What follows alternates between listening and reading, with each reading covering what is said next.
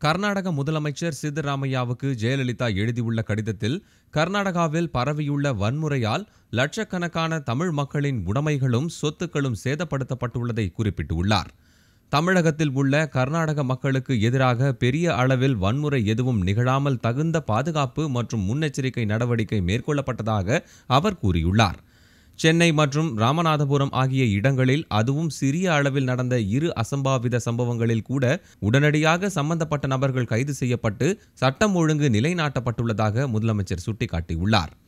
ஆனால் கர்நாடகாவிலோ வன்முறை கும்பல்கள் பெரும் கூட்டமாக கூடிச் சென்று தமிழ் பதிவெண் கொண்ட ஏராளமான வாகனங்களை, நிறுவனங்களை அடித்து உடைத்து தீ வைத்து கொளுத்துவது வருத்தத்தை ஏற்படுத்துவதாக ஜெயலலிதா குறிப்பிட்டுள்ளார்.